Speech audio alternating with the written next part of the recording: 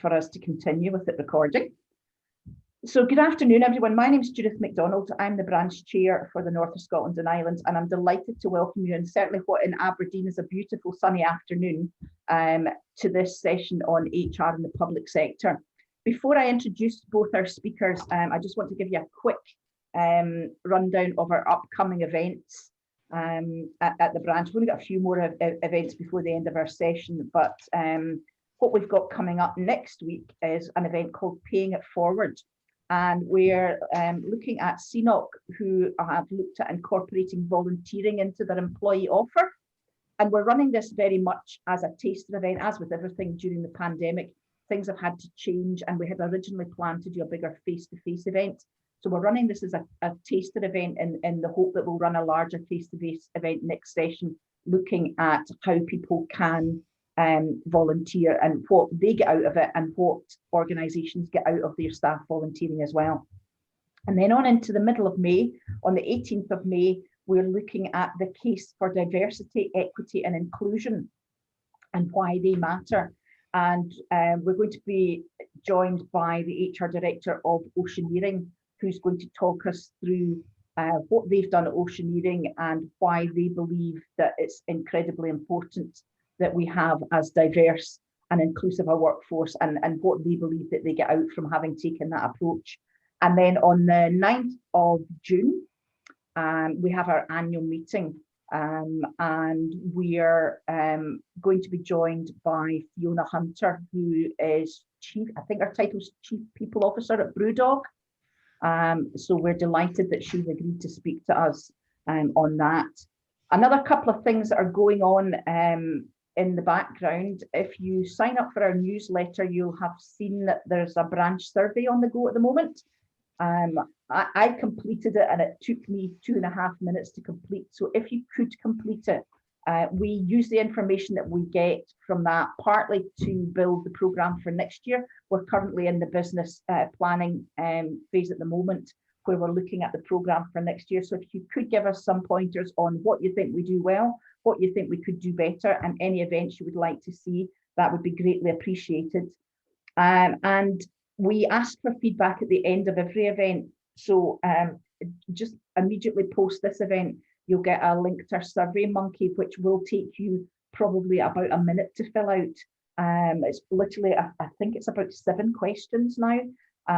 If you could fill that out again, that just gives us feedback, because we'll share that with both Jennifer and Alison, as well as taking your points on that going forward for future programmes. But anyway, enough of me chuntering on.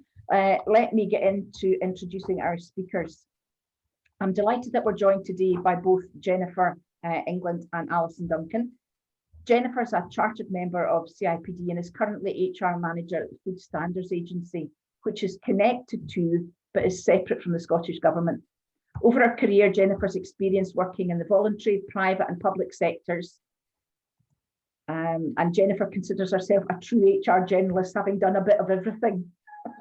I like that, it was everything and then an exclamation mark. Alison Duncan is a Chartered Fellow of CIPD and is currently Head of People Policy Advice and Wellbeing at Social Security Scotland, an executive agency of the Scottish Government. Alison has worked in HR for 30 years in a wide variety of roles in local government, the police service, a national charity, higher education, and the civil service, where she has worked for the last 14 years. During that time, she's held roles in both Scottish Government People Directorate and in a number of agencies. These have covered areas such as business partnering, employee relations, reward, and establishing new public bodies and 2P transfers, as well as helping to coordinate the Scottish Government staffing response to COVID-19. So as I say, I'm delighted that we're joined by both of them, and I'm going to hand over now to Alison, who's going to run through the presentation with us.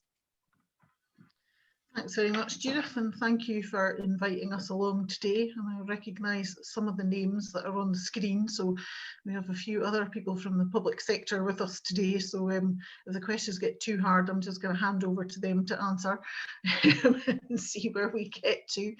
And if people do have things they want to ask, then please just do so. We'll give you the opportunity at the end. But if there are things that we're saying as we go along that you want some clarity on, then please do just say. And I suppose I should start by saying that I wish this had been next week, because as Judith said, I'd have been to the hairdresser, so you wouldn't have had to look at my lockdown hairdo. So I apologise for that. So not too much I can do, unfortunately. So what I'll try and do now is hopefully share my screen with you, and we have some slides which we'll start to go through. If I can get this to work. Right. So hopefully everybody can see those. Great. So they come up. So pass on. So what we're going to do is probably talk a bit more about what we're currently doing in terms of the civil service, and I'm going to start talking a little bit about what is the civil service and what's the difference between the UK and the Scottish position, and then Jennifer will take you through some more slides, and then we'll explain a little bit about what both of us have done in previous lives and currently, and then we'll open up for questions at the end. So the first question really is, I suppose, what is the civil service for people who've never been in there? And this is, most people in this room are probably not old enough to remember this, but back in the 70s and 80s, there used to be a programme on TV called Yes Minister, which was basically a bunch of men in suits who represented the government and the civil service. And essentially, the civil servants were going around most of the time trying to find ways to thwart the ministers from getting their own way and actually putting policy into place. And thankfully, things have moved on considerably since those days. So the civil service now is much less of a policy-making function, particularly in Scotland. And there are a lot more civil servants who are actually employed in direct delivery of services to the people of Scotland than there are sitting around in dark rooms writing policy.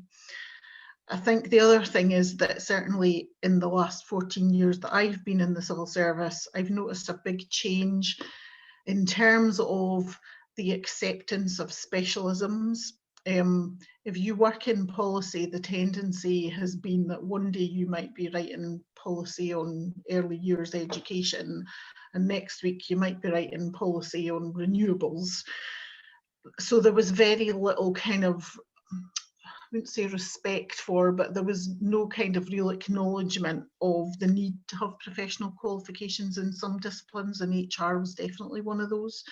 And that position has completely changed in the last 14 years, where people now recognise that there is a real merit in having people who are experienced and qualified to deliver some of those specialist functions.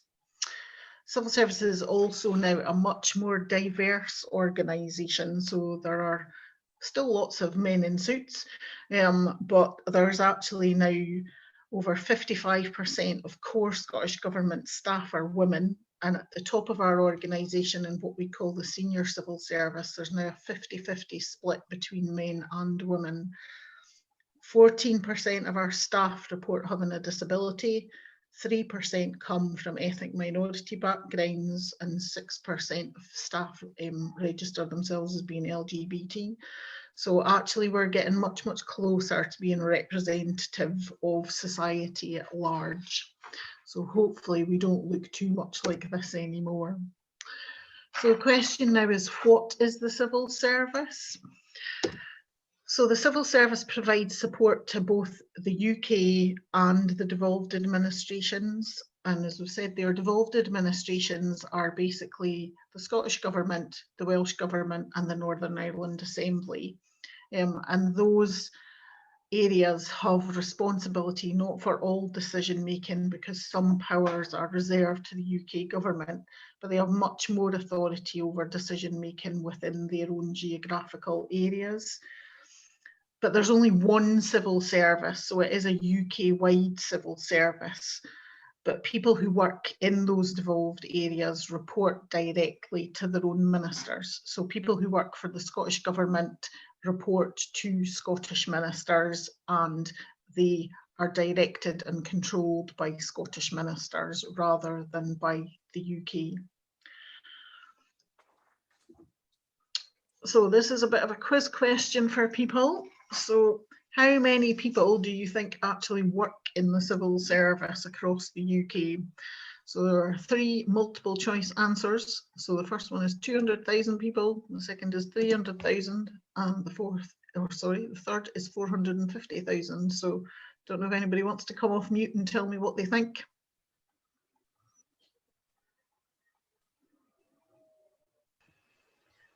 Number 3. Few people saying 3 there, yeah. Any advance? Box.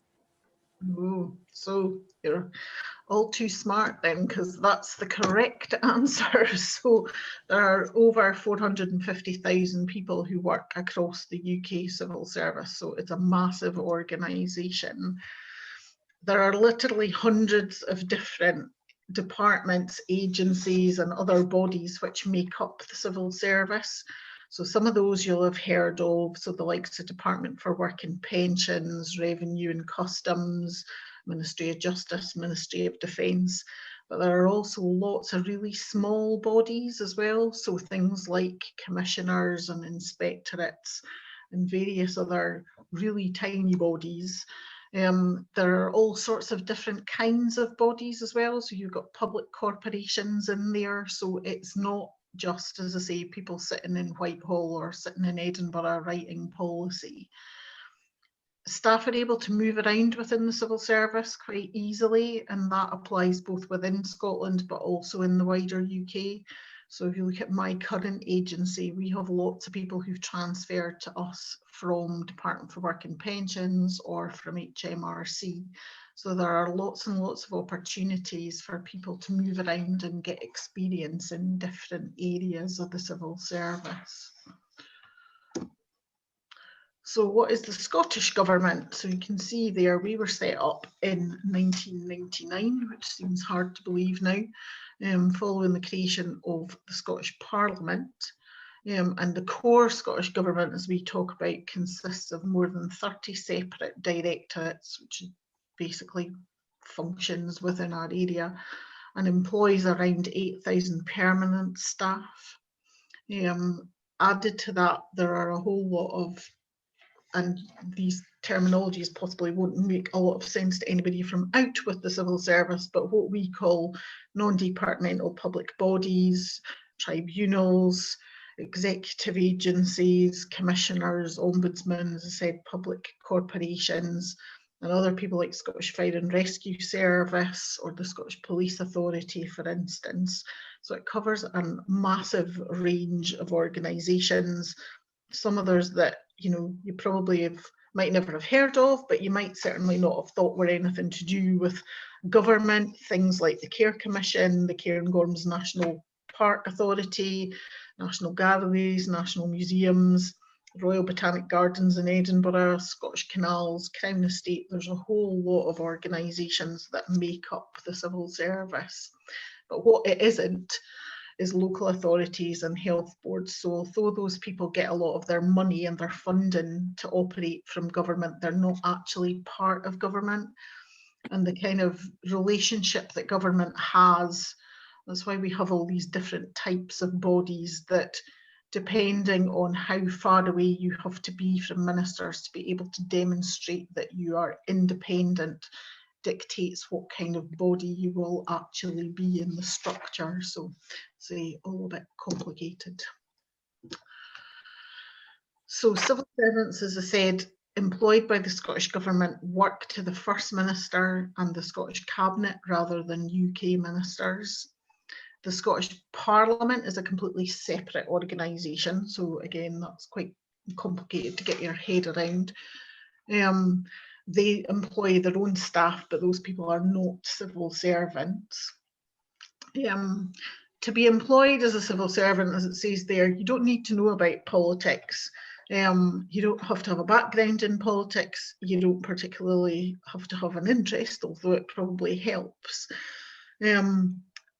Within the UK, there's the Civil Service Code, and we have a Scottish version of the code, which is very, very similar.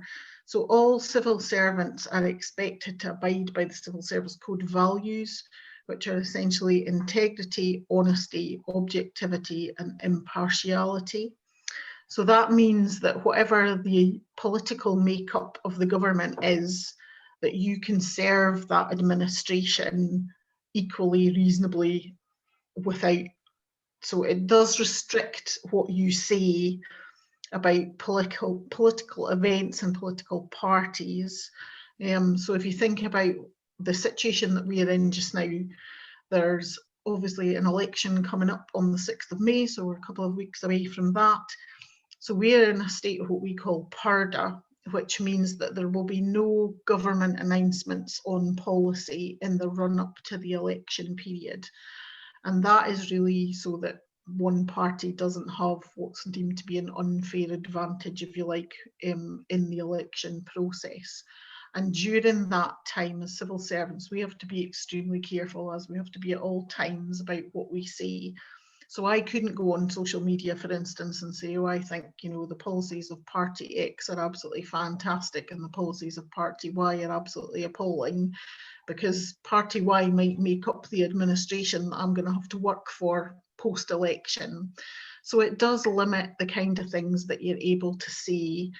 So in some respects, if you're heavily into politics and you're actually directly involved with a political party, then probably working for the civil service is maybe not something that you would want to do. And we all have rules about, you know, you can be a member of a political party, but you're not allowed to participate in actual hustings and things. So, you know, you'll see on TV that at the minute there's lots of debates around the election and parties' manifestos and things. Clearly, I couldn't appear on TV and take part in those sorts of things because, as I say, I could be deemed to be being politically partial. So it is a bit of it's a strange environment, I guess, if you've not worked in the civil service, to just kind of be aware of that. So how does the Scottish Government actually work? So I'm going to show you a scary slide next, which I'm not expecting you to be able to read. But this is the National Performance Framework, which essentially sets everything we do within the Scottish Government. And the Permanent Secretary often refers to the National Performance Framework as being our North Star. So if you look at the bit in the middle about what our purpose is, so the purpose there to focus on creating a more successful country with opportunities for all of Scotland to flourish through increased well-being and sustainable and inclusive economic growth. And then what our values are that support that purpose.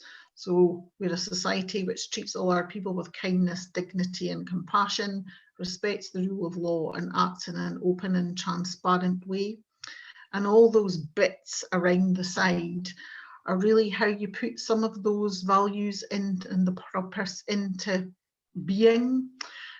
So all the things that we do should contribute to at least one of those things that you see in the diagram there around about. So whether it's we value, enjoy and protect and enhance our environment, or we're healthy and active, or we're well educated, skilled and able to contribute to society. So if you look at that, that essentially tells you everything you need to know about what the government in Scotland ought to be delivering for you, and therefore what the civil service actions around all of that should be.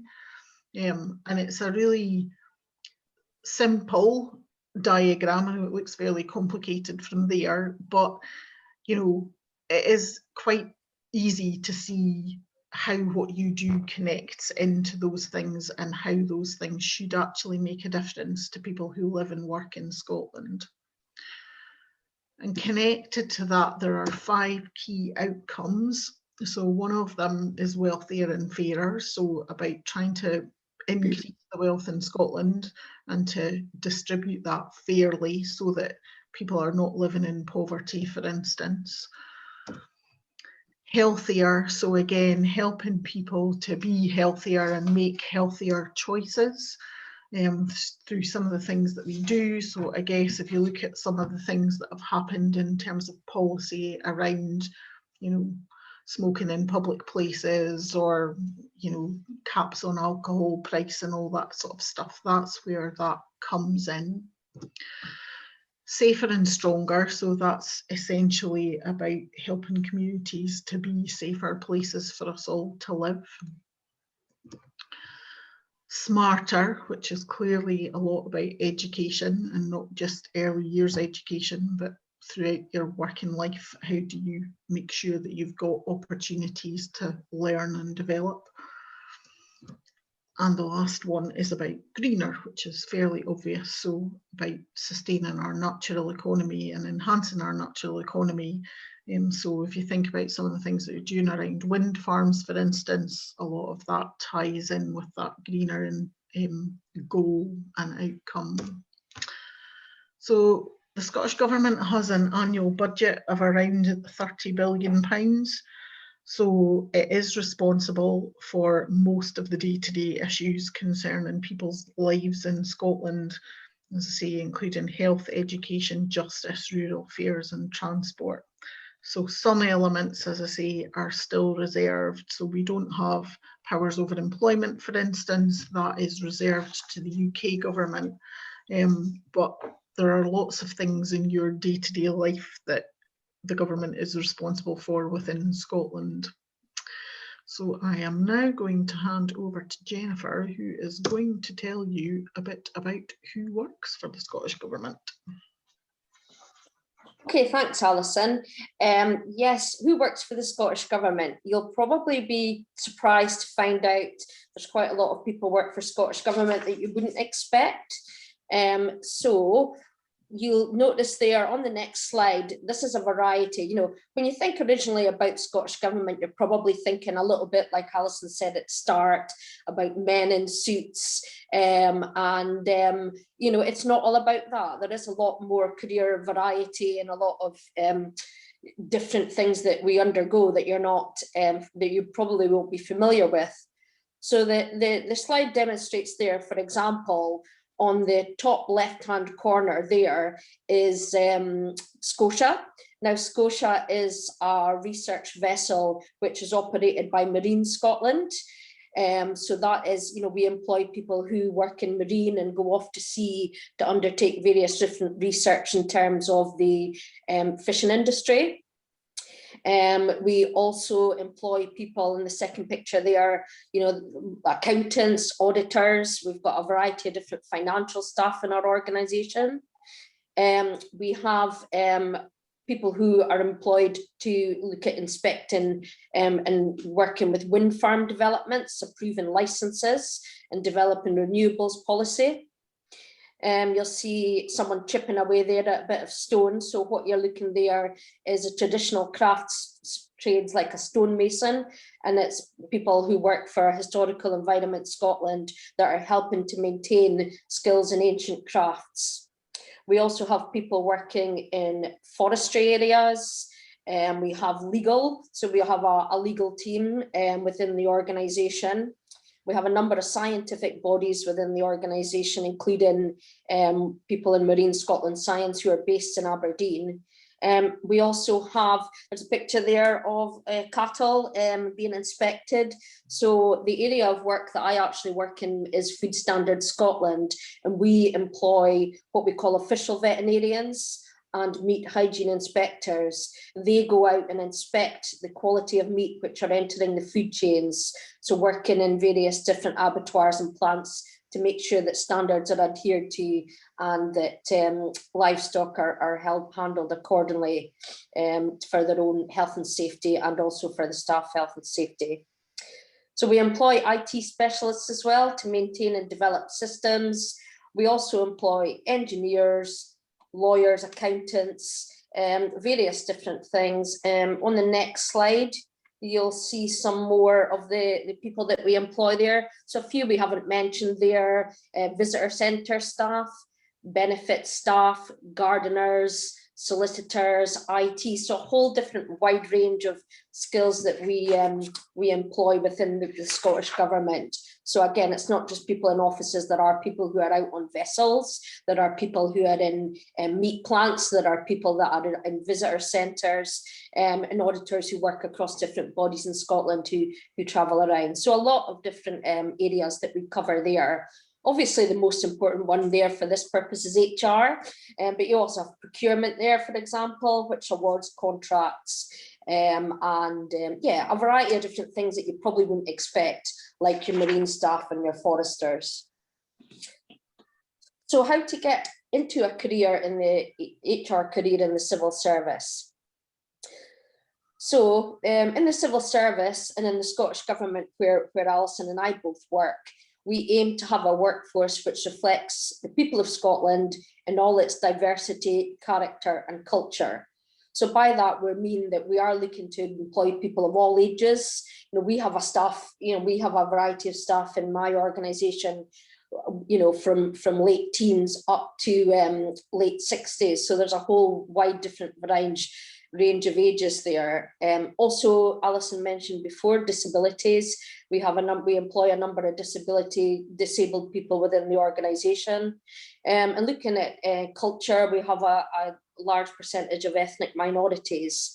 And also in terms of the diversity of Scotland, there was quite a drive many years ago to move bodies away from the central belt. So traditionally jobs would have been in Edinburgh, then moving out to Glasgow. We now have bodies in Inverness, Aberdeen, Dundee, and across other parts of Scotland. We have people working in different areas as well. And it's you know, to reflect the fact that we are a diverse organisation in a number of different ways, and can show that we can recruit people from different bodies. We'll talk about equalities a little bit later in the presentation.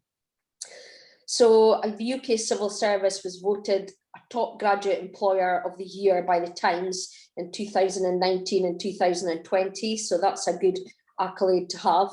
And we've got a number of different schemes that we run to help people to join the civil service. The first one is the Graduate Development Programme, which is a Scottish programme. Now that is run annually, and it's a 4-year programme.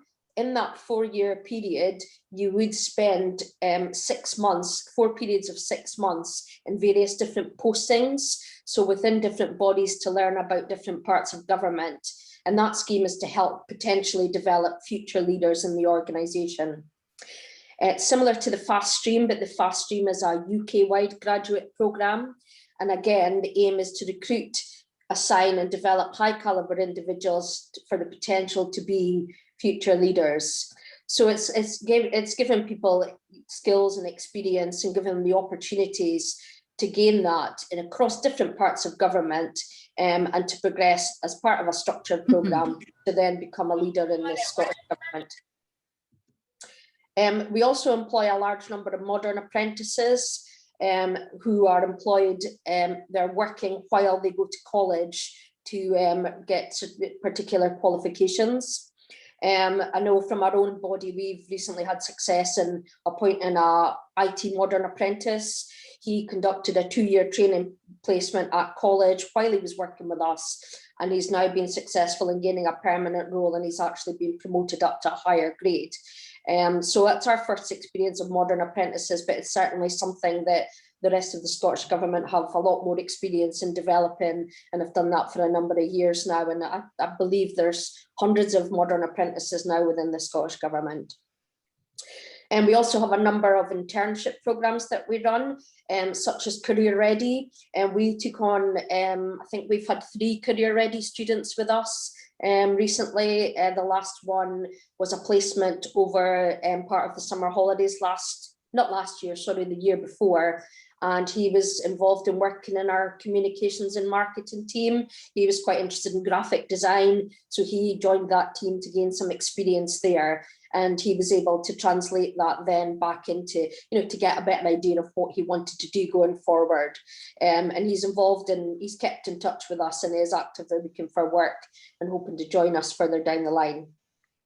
Apart from the different schemes that we run, we obviously advertise externally for posts, both within our own agencies and departments and within the core, what we call the core Scottish Government. So many of those roles are advertised externally, and they're either on the civil service job site or within the Scottish Government on the Work for Scotland site. And I flagged up the address of that later on in the presentation. So a lot of different ways you can come into Scottish Government. I know that the route that I originally came in was through applying for an advert, through the government website, but there's certainly other routes as well, especially for people early on in their careers. So in terms of the different roles you could be involved in when you're working within HR in Scottish Government or in other parts of the civil service, you may be able to work in business partnering, which is basically people who are assigned to support specific areas of work and help develop the business going forward. You may be able to work in operations and casework, so day-to-day operational issues and casework, which may be related to things like attendance management, ill health referral, occupational health referrals, disciplinary and grievance cases, policy and employee relations. So that's looking at devising or revising HR policies and working closely with unions.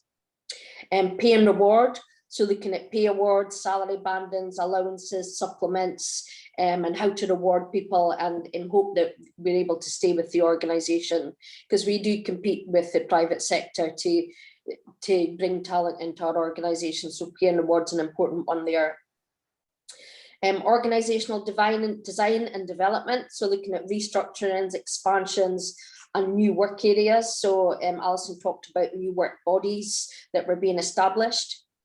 Learning development, talent management, succession planning. There are specific teams within the core Scottish Government who look at that. Workforce planning. Resourcing is a big one. We undertook a lot of recruitment in the Scottish Government, not just because a lot of people leave. We generally don't have a high turnover of staff, but we do have staff who move around the organisation quite a lot. As Alison spoke about earlier in the organisation, you do get the chance to apply for jobs internally, promotion opportunities, and also to work in different parts of government.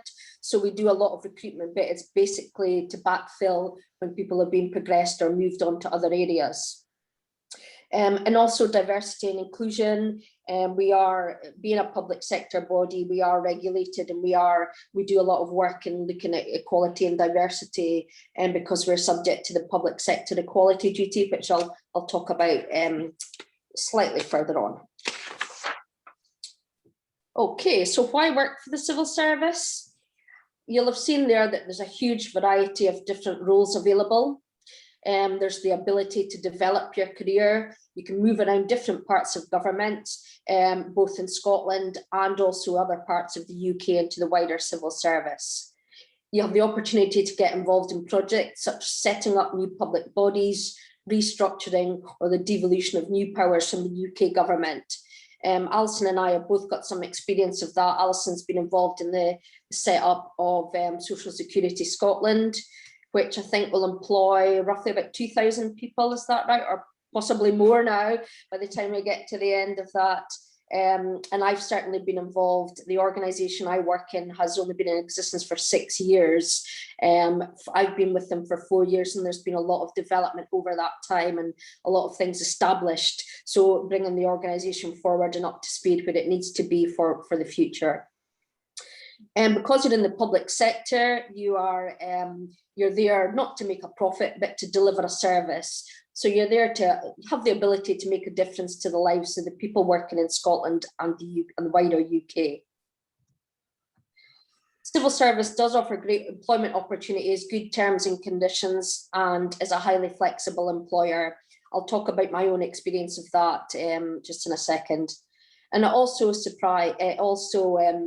provides support for further education, promotes continued learning throughout your career.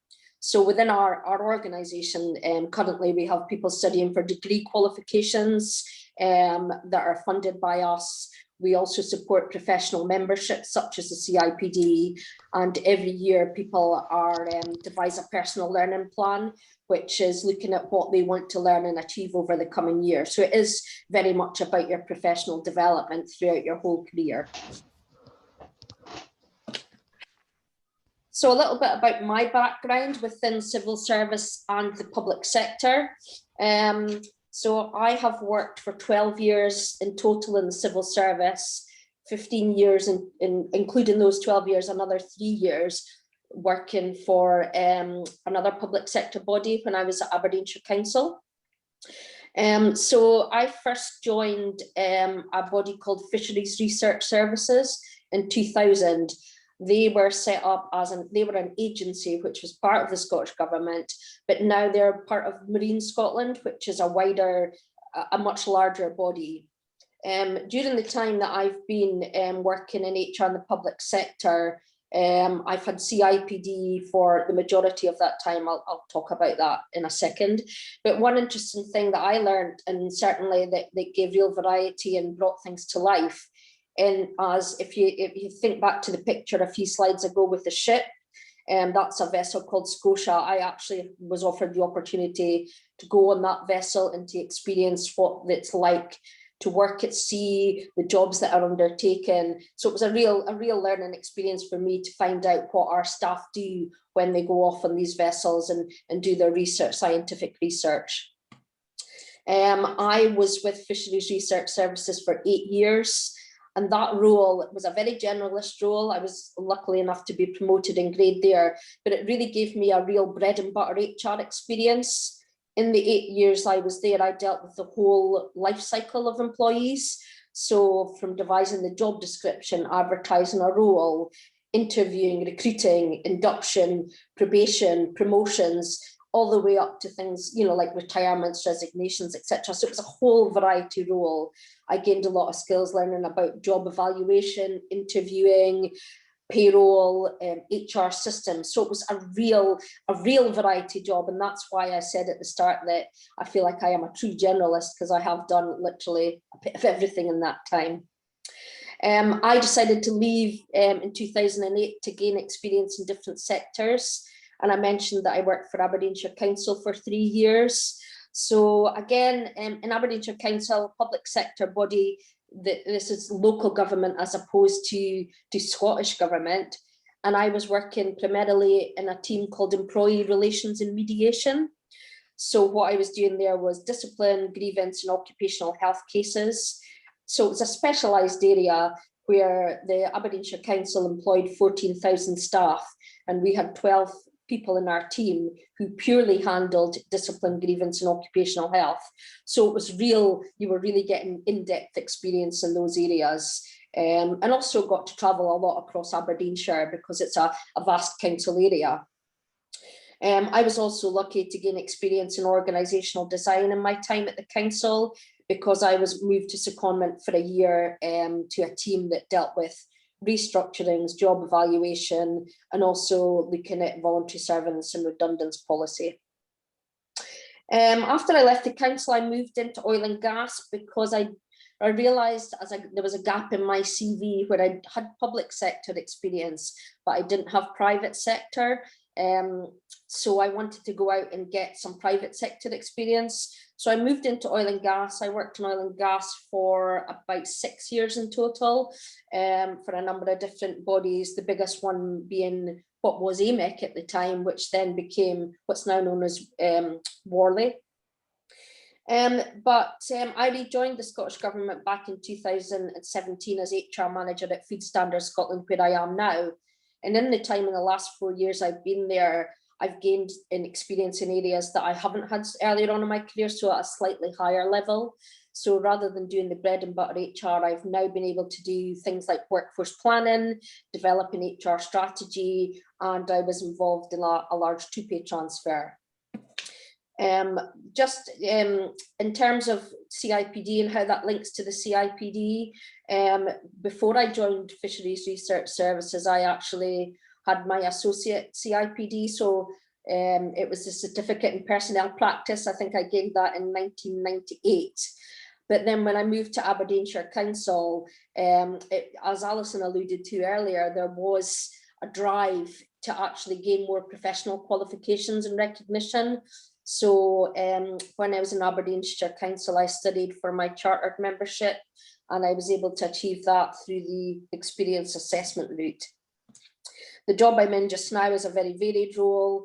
I manage a team of 4 staff at the moment, but because our organisation is relatively young, our headcount has almost doubled in 4 years. When I joined, we had 160 staff. We now have almost 320 staff.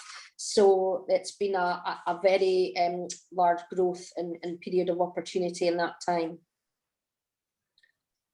Okay. So why did I choose to return to the public sector? It's very much a personal choice what sector you work in. And, you know, I found great benefit in working in different sectors in my career. I came from oil and gas back to the public sector because I felt it was a better fit for me as a person. There's better work-life balance and flexible working opportunities. So, for example, our hours within the office are 7 till 7, and within that you can work whichever times you want. So you can start, if you're a morning person, you can start from 7 and finish early, or if like me, you're a later person, you can start a bit later and work on a little bit later. So there's a lot of flexibility, and it's very good for people who have got caring responsibilities. It's, you know, as well, we employ a lot of part-time workers, term time, condensed hours. So there's a lot of flexibility to work around your family commitments. More job security. I certainly find the public sector is less turbulent than the private sector. So you do have a greater job security within private sector. And also I find it a very supportive organisation, good terms and conditions. So we have a generous annual leave scheme and pension scheme. And also you never know when you might need it, but we do have a generous sick pay scheme as well. So you never know when something might happen, and you might, I went through a personal experience where I had an accident in 2013 and subsequently was paid off by my oil and gas employer because I was signed off sick, and that's just not the kind of thing that you would expect to happen in the public sector. The equal pay, so there's transparency because we are all on a salary scale. And I know that I am paid a similar salary for people doing a similar role.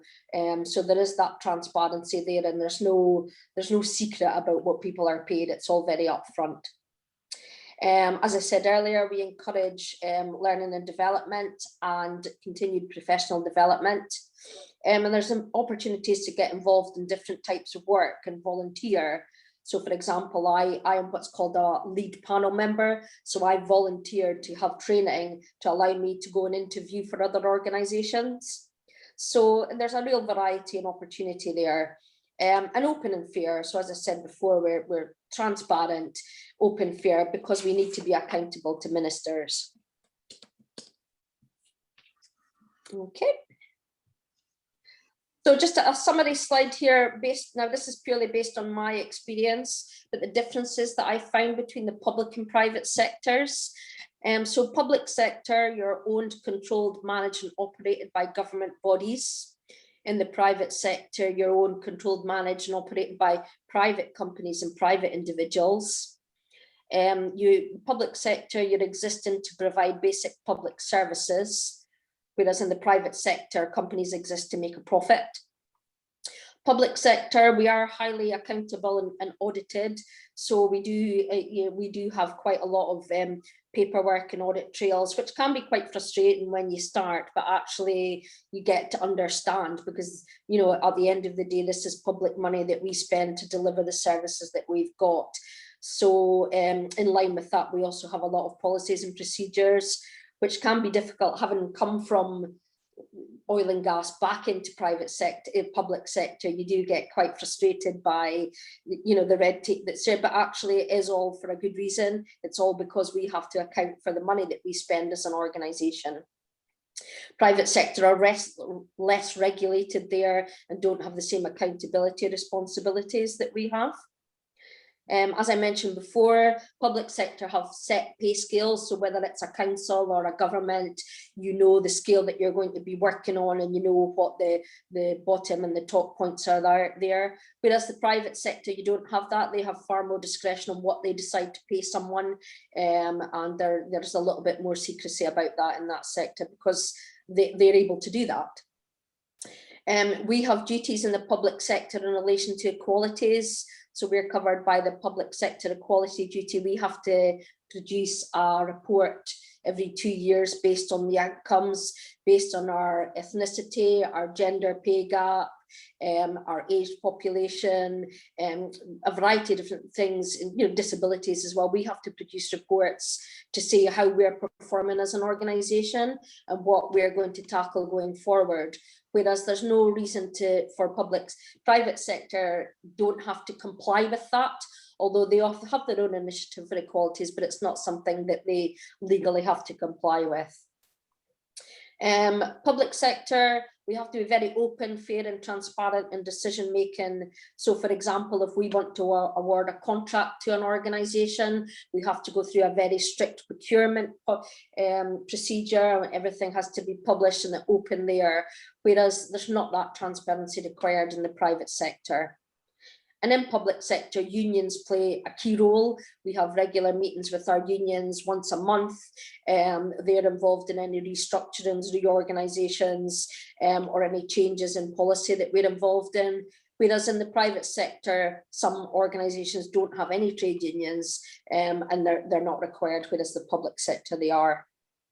So there's less, the private sector is less prescriptive about various different things, whereas the public sector, we do have a lot of processes and documents, but certainly it's not something to be put off by that, because it's actually a great learning opportunity about good practice and how to do things, how to make sure that you're following the correct guidance. And, if I use the example of an application form, sometimes you'll complete an application form and never hear back. If you were to do that in the public sector, that you'll always get, a response. You would always get, we've received your application, we've considered your application, this is the outcome. Whereas in the private sector, they're not required to do that. They can simply just not get back to you if they want to. So that's probably a good example about the difference between the two there.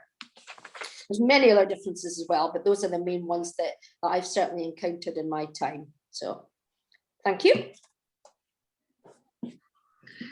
Okay, I'm gonna do my least favourite bit of the day and talk about myself.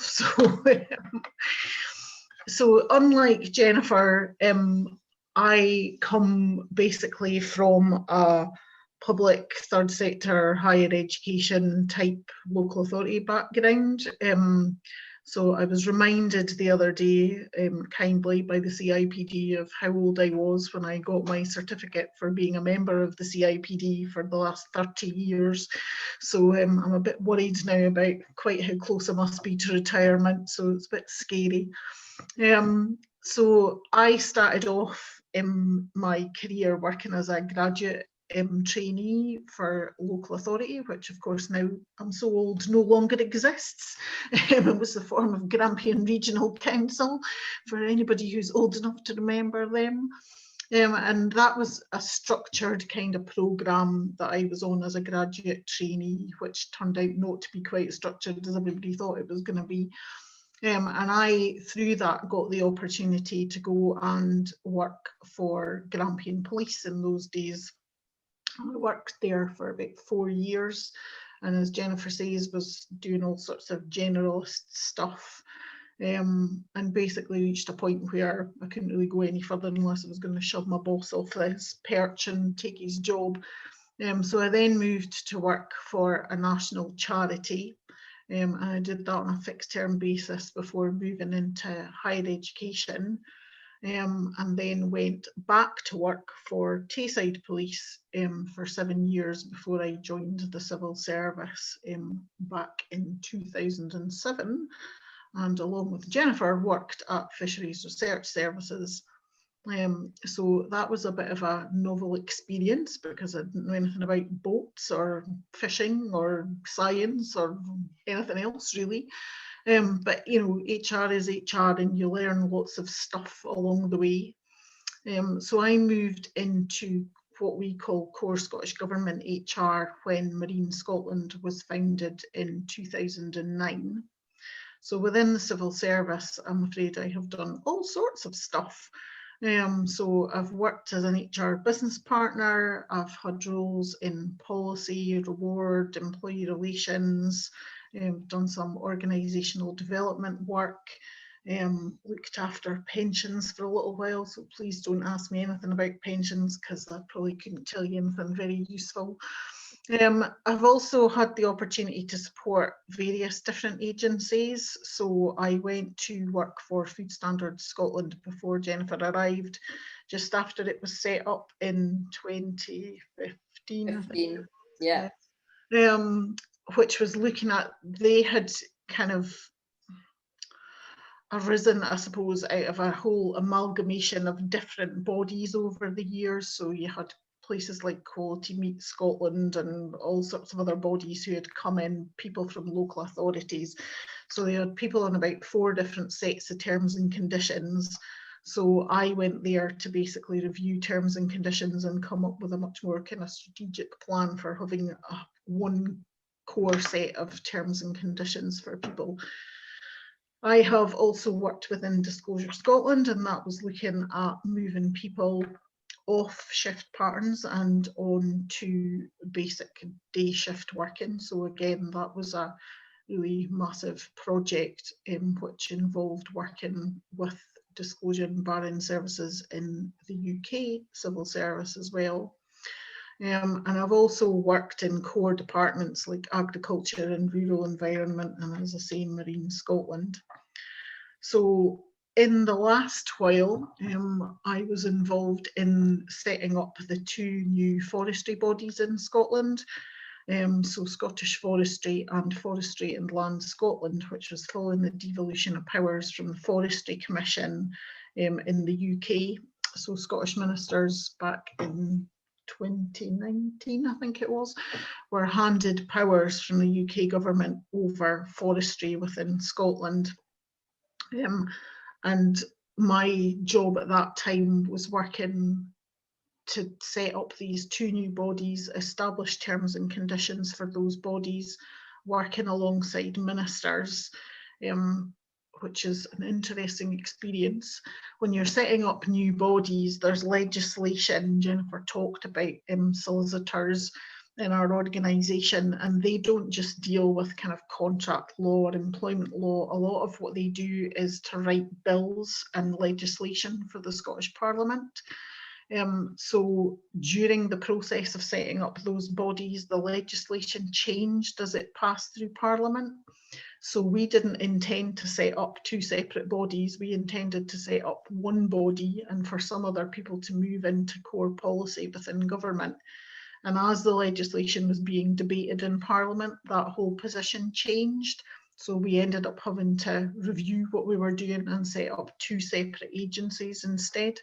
So it shows that, you know, it's an interesting environment to be in, because you're not necessarily always in control of your own destiny, I suppose, is probably what I'm trying to say. And you do get the opportunity to work quite closely with ministers when you are setting up these sorts of things. The other main area of my work for a long time has involved CIPD transfers, and that's both in and out of government. So we've brought in various people from private sector organisations and from other public bodies into different bits of government, and that can be quite complex. So if you're into CIPD in a big way, this is probably a good place to come and work. If you're as daft as me. I now work for Social Security Scotland, which is again a relatively new agency of the Scottish Government, which has been set up to take over responsibility for the payment of certain social security benefits, not all of them, but some of them, to the people of Scotland. So, you know, Jennifer talked there about how Food Standards Scotland have expanded and doubled in size, and we are doing the same thing over the next while. So you'll see lots and lots of adverts for jobs within Social Security Scotland as we roll that out and try and administer new benefits. And I guess what I would say is that, you know, I've never really, and this is a bad thing to say, I suppose, in some respects, that I used to, when I worked for the police in Dundee, I used to be involved in giving talks to groups of staff. And the person who was on before me was a chief inspector and was very disciplined and used to come on and tell people that you know, they ought to have a plan, they had to have a career plan, and they had to have it all spelled out, and you had to have timetables for when you were going to do things and make sure you did them. And I'm afraid I used to come along after him and say, well, I was what happened when you didn't have a plan, because I've never really considered, I didn't have an ambition to necessarily work in the public sector. I've just taken opportunities as they've come along and presented themselves. And I think if you do that, there are lots of opportunities within the public sector to build skills and knowledge and experience that you might not be able to gain in other places. And if you're open and you're flexible to those sorts of opportunities, then the sky is the limit in terms of the things that you'll be able to get involved with. And it is a really interesting place to work. So hopefully we've not put you off and we'll have some few applications. So I'd just like to throw open the floor and say if anybody has any questions, we'll be more than happy to try and answer them. I think there's some in the chat. Yeah, that's super. There's actually quite a few questions have come in, but thank you very much. I have to say you have broadened my knowledge of the civil service. I didn't realise it covered quite so many different aspects. But let me see, I'll take the questions in order that they came in. The first one was, is Scottish civil service different to the English one? I think it's fair to say that it is. You know, the makeup of, and this is trying not to be political, but it's just factual, the makeup of the administration within Scotland up until now has been quite different to the makeup of the administration in the UK.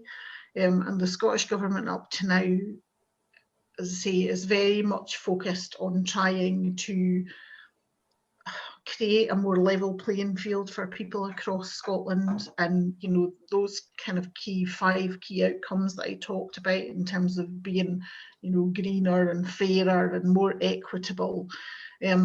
So yes, it's a very different kind of approach to government, I guess, up till now. And in terms of some of the stuff that, you know, Jennifer spoke about, working alongside trade unions, there's a very, very different approach in Scotland to that than there is within the UK. And I used to be involved in a lot of calls with my UK civil service counterparts about that. And I'm sure they all absolutely hated me because they would all be going, oh, we're having terrible trouble with the unions about X, Y, and Z. And then they'd say, oh, right, person from Scotland, what's going on there? And I was, everything's fine, thank you. So, you know, we work much more in partnership with the trade unions within Scotland, where there's probably, it's fair to say, a bit more of a kind of rumming up and banging against each other in the UK. So there are differences. I mean, as I say, it's one civil service, and clearly the UK deliver different services because they still cover a lot of areas that we don't have devolved responsibility for. But yeah, there are fairly significant differences, I think, between the two. Cool. There's one question, this is actually ties nicely in, and it's Eve who's saying that she currently works at the, I presume, MOJ's Ministry of Justice, and there's been a massive move towards advertising jobs as national, i.e. home working, which is fab when living in the Highlands. Are the Scottish Government doing the same? We are currently looking at that. So although I work for Social Security Scotland for the last year, I've been working also part-time back in my old job within People Directorate in the Scottish Government, which was primarily as part of the response to COVID to begin with. So yes, we are looking at that, as is everybody else just now, I guess, as a response to COVID. Clearly 99% of our workforce were told to go and work from home. And like everywhere else, we're now having to grapple with, well, what does that look like post-COVID? And it certainly won't mean that everybody just goes back to working in a building as they were before. So yes, we will be looking at what are the flexible working opportunities, and you know, what does the future of work look like, I guess. And I think that's very true. I mean, everybody, all organisations are going to be looking at that, and I think possibly what will happen is you'll get hybrid working, you know, in a lot of places. So I very much doubt that anywhere will go back to 100% working in an office. I think possibly 2 or 3 days from home and 2 or 3 days in the office become the new normal. There's also a question coming in from Shona saying, do you receive continuity of employment as you move between different public sector organisations? Jennifer, answer that one. Yes, so generally you would receive continuity of employment. It depends on the specific body. There are a list of bodies, now Alison can correct me if I'm wrong here, but I believe there are a list of bodies where you do get continuous service, or some that you maybe don't, but I think the majority of them that you would carry forward, assuming you haven't had a break in your terms, and assuming you've not had a break of any time within the 2 contracts. Yeah. Is that right, Alison? I don't know if there's anything more to add to that. Between, again, as Jennifer mentioned, there's a difference between a local authority, so we call local government and central government. Yeah. Within local government, there's this really exciting thing. I know all sorts of rubbish that people never need to know, called the Redundancy Payments Modification Order, which lists all sorts of bodies where if you move between them, your continuity of service remains. Within the civil service is slightly different, so your continuity of service would remain if you are moving from one civil service body to another. So as I say, the 2 of them are slightly different. Okay. And this is a question that says specifically for Jen. Yep. Why public sectors do more fixed term contract roles other than permanent? Okay, I mean, if I talk about relating to the Food Standards Scotland where I work in, but I think this is probably typical of other parts of public sector, a lot of it comes down to budgets and funding. So we would only get our budget on a yearly basis. So it may well be that we can fund that post for a specific period of time, but we don't have the funding for it longer term. Also, the recruitment process within the civil service takes quite a while. And reason for that is because we have quite stringent, processes for advertising. We have to get permission from unions, and it has to be approved. And it's quite a lengthy timescale from start to finish. It's not like in the private sector when technically you could phone someone up, say, come and have a chat with me tomorrow. We have to set up things like assessment centres. We have to give people 2 weeks notice for an interview. We have to score each single application. So it is quite a lengthy period. So often we have fixed term contracts for a period of time until we're able to get through a permanent recruitment process. So 1, it's relating to funding, and 2, it can be related to the length of time for the recruitment process from start to finish. Okay, that's great, thank you. Elena's asking, how long after graduating is it possible to apply for the graduate development programme?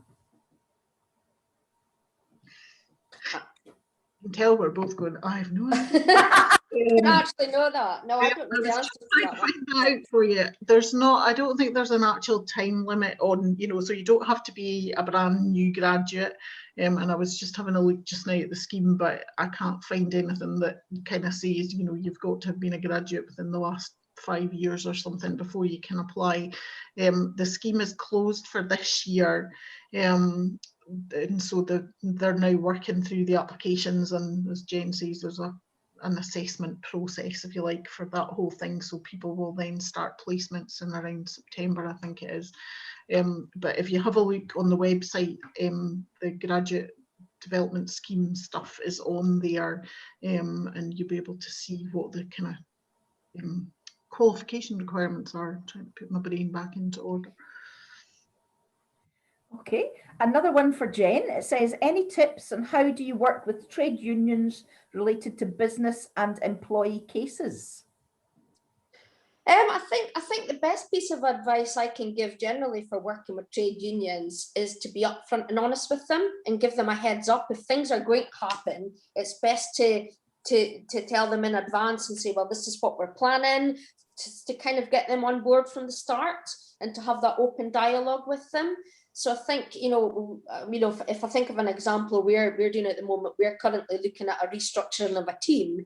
It's actually expanding the team. But what we've done is we've given, a few days before it was announced to staff, we we asked our trade unions and we said, this is our proposals, this is our plans, this is what we're thinking, have you got any questions? So I think really it's about getting them on side and really being as open and honest with you as possible. And you're not going to have all the answers for them there and then. And we're lucky in terms of the fact that we are an expanding organisation rather than the opposite. But yeah, I think really have a good relationship, have open dialogue with them, meet with them regularly, and just try and be open. You know, they've got a job to do as a union rep, as you have a job to do as HR, and you know that there's always potentially going to be difficulties there. But I think if you're open and honest with them, and sometimes you don't have the answer and you don't know the answer, and you have to say, well, I'm sorry, I'll have to get back to you on that. So I think really just having that open dialogue is probably the best tip that I can give. I don't know if Alison's got anything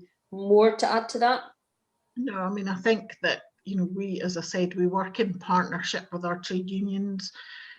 So it is about making sure that they're aware of what's going on in your organisation, and that's as much about being able to help you as it is with anything else, so that if members are going to them saying, I'm not happy about X, Y and Z, and they don't know anything about what's going on, it's much more difficult for them to respond to that than if we're saying to them, right, we're restructuring in this area, or we're developing new policy on whatever.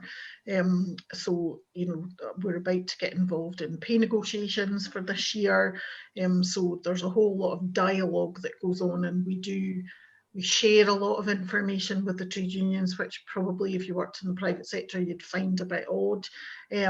But we are very kind of, it helps to head off things at the pass, I suppose, if you're, you know, you have that kind of really good working relationship with them. To be fair, I mean, albeit it was a long time ago, but I used to deal with unions in the private sector, and I think the same holds true when you're open with them and explain why things are happening and the reason behind it. And if they can see it's to the benefit of their members in general, not perhaps specifically, then we always found them actually very accommodating, which I mean, and it's a far nicer environment to work in if you've got that sort of open relationship. Yeah, you know, when we were setting up the 2 new forestry bodies, you know, that clearly heavily involved the trade unions. We didn't agree about everything, but it was about that respect for one another and where each one was coming from, and trying to reach a compromise which was workable from both sides, so that we weren't deliberately setting out to do people down, but the organisation still had to manage in one way, shape or form. So, you know, you have to be able to have that exchange of views without everybody just stomping off in a huff. Yeah. I think also if you're looking at employee cases, you know, if it's specific cases, you know, whether it's attendance management or disciplinary as well, I think an important thing for me is just to make sure that you've followed your own policies and procedures, so that, you know, that's the first thing a union will pick up on if you have done something that goes against what your documentation says. So again, if you can sit down and explain to them, just say for an attendance management case, well, this person's been off for this many days, they were referred to occupational health, we got this report. So almost taking them through a timeline of a specific case to explain to them what you've done. And you know, if they know and they've got that understanding, then they've got a better understanding of where you're coming from and how they can, and if they can support their member. Yep.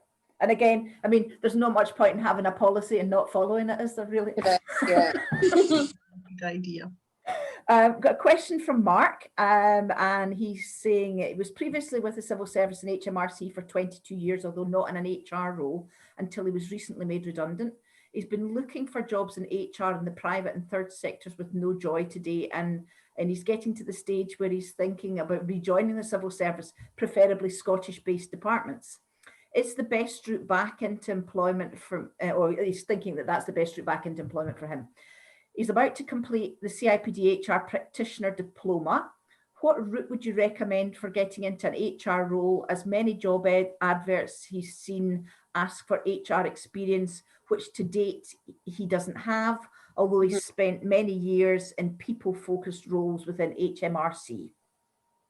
I can talk first about a current situation that we have. I've actually recently been advertising for HR roles. One of them is a senior advisor and the other one's an advisor. Now in the advisor one, we have said that CIPD is not essential. What we said in there was, if you're willing to work towards it, you would be eligible. So, you know, we kind of carefully worded our advert to say it doesn't exclude you if you don't have that. So, you know, there are certain levels of jobs that don't necessarily need you to have that. And when I think about someone in my team at the moment started off with us as an agency temp in our admin team. So she came, sorry, my screen's just fallen over. She came with us through an agency temp to work in our admin team. She started off in admin, became a permanent member of staff, and actually approached me and said, actually, I don't know if you know, but my background, I have done some qualifications in HR. You know, can you bear me in mind if anything comes up? And subsequently, we actually had a secondment opportunity. She joined my team on secondment and then became HR. After that, became a permanent HR member of my team. So she came into it from a different route. So there are different routes available. Obviously, you know, CIPD is a key one, but it's not essential that you have it.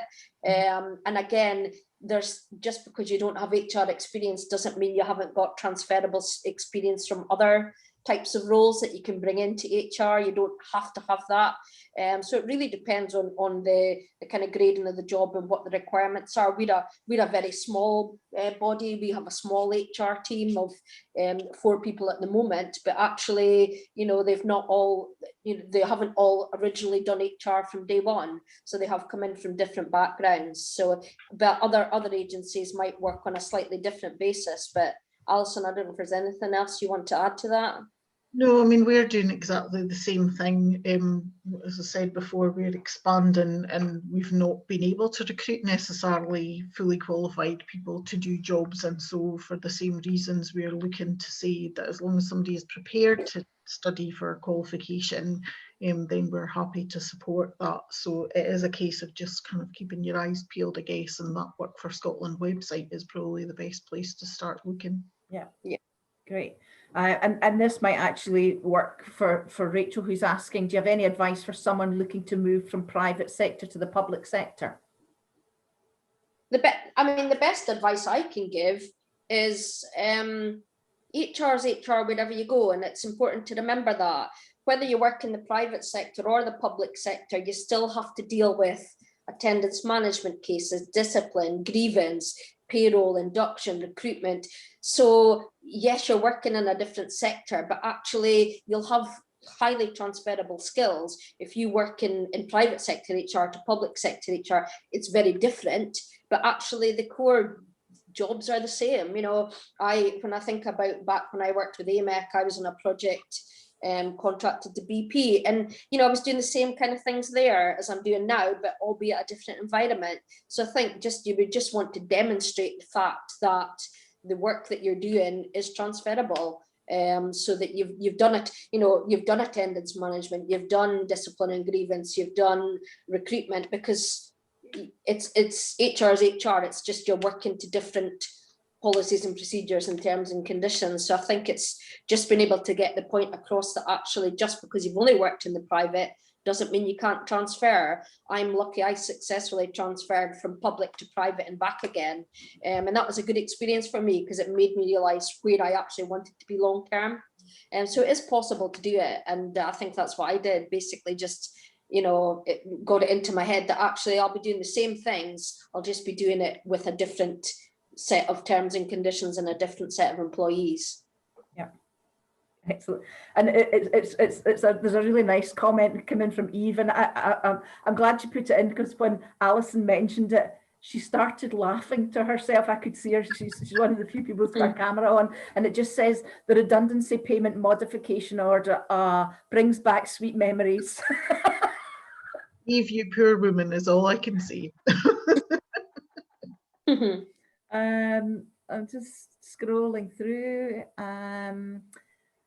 And Rebecca's asked, she said, thank you very much for the talk. It's been really helpful to someone just starting out, which is great. I was wondering if there are many opportunities for working in the kind of roles you've been talking about part-time. All of our jobs are open to flexible working. So, you know, that's one thing, as Jennifer mentioned, about working within the civil service and probably wider public sector, that we have loads and loads of people who work part-time, work compressed hours, do, you know, part-year working, all sorts of stuff. So there is no barrier to somebody joining our organisation on a part-time basis at all. Okay, excellent. And another, oh, it's a question from Eve this time. She's saying, does the Scottish Government do strengths and behaviour-based interviewing like the UK government? Not at the moment. Yeah. So that's something that we are actively looking at the moment. We use competency standards. So essentially, when you apply for a job, you're asked to demonstrate an example of a time when you've, you know, done X, Y, or Z. But we are looking at moving to kind of more strengths-based recruitment, because it's, you know, I think it's fair to say that if you already work within the civil service, that kind of competency framework is well known to you. But if you don't, it's a bit of an alien concept. And if you don't actually have a lot of work experience, you know, one of the questions we were just asked about was, you know, if I've not really worked here, how am I going to explain that? So for a lot of lower grade roles, quite difficult for people to come up with examples of times when they've done things. So yeah, we are actively looking just now to see, is there some way of combining those two things a bit more like they have done within the UK service. I think it's important to say, having just gone through 2 recruitment exercises, I think it's important to say, read the instructions in a lot of these cases, because there is quite a lot of documentation linked to Scottish Government adverts. And it's important to read and understand what the requirements are when filling out an application. So just in general, we use something called the STAR process. And if you don't know about that, you know, it's worthwhile looking it up. But it's, you know, basically a followed through example. So you're asking people to give evidence and examples of work that they've been involved in before, which is quite alien if you're not, you know, familiar with it. But there's certainly guidance out there for any applications on that basis.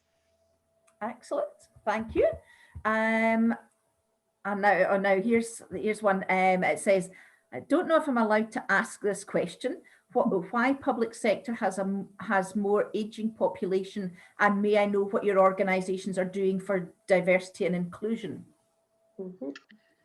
I think we're trying to make valiant efforts into employing younger people within our workforce. I think part of the issue is that people, when they join the civil service, then don't tend to leave in a hurry.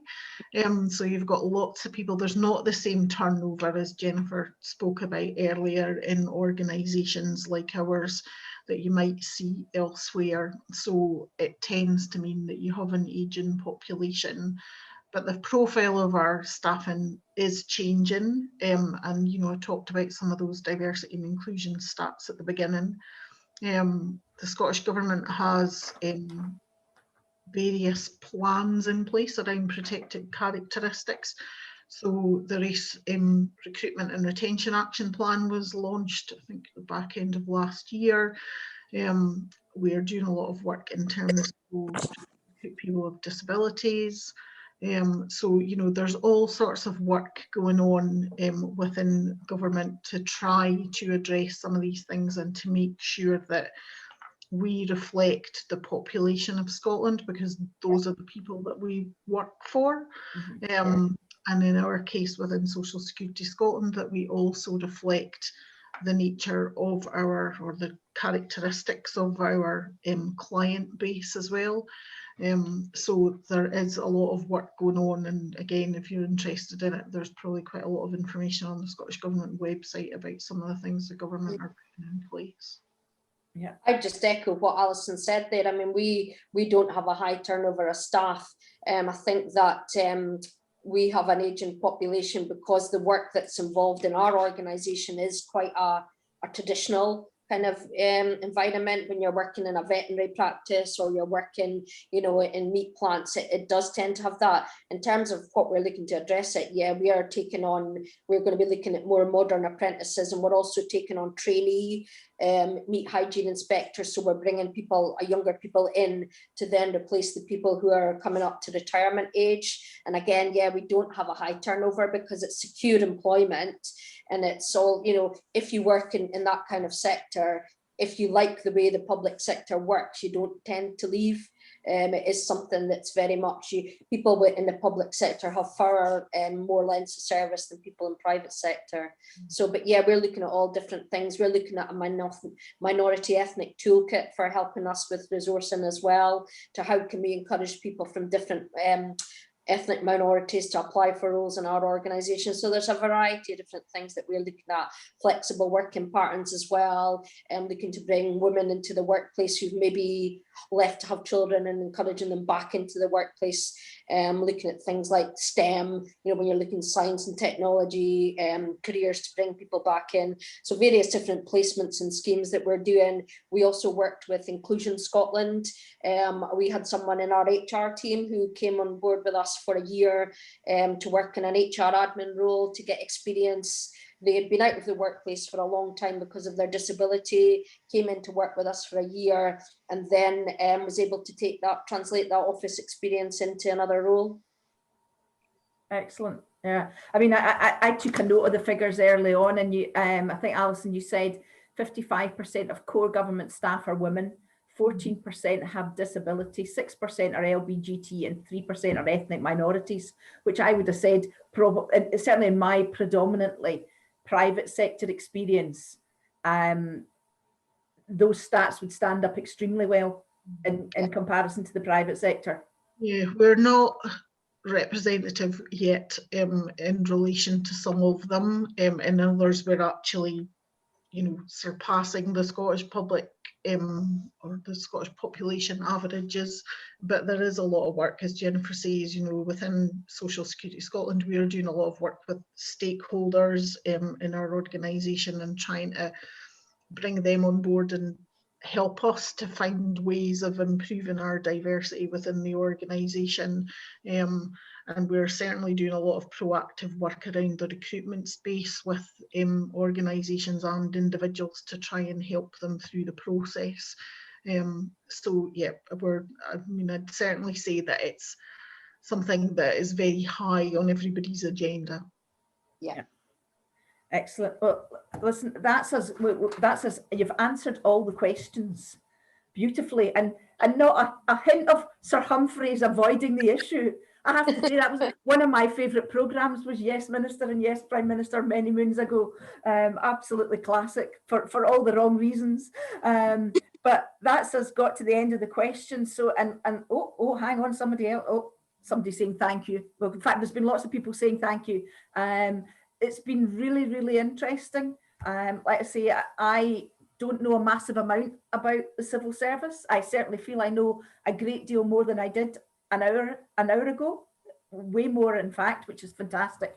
I think you've answered the questions extremely well as well. So thank you both very much for your time. I really appreciate it. On behalf of everyone, just like I say, that's the recurring thing that's coming in the chats now, are the thank yous. So really do appreciate your thoughts, your advice, your tips, yeah, a really great session. I would echo that. It's been a great session. So thank you both very much. You're welcome. Thank you for having us. Thank you. Yes, thank you. Great stuff.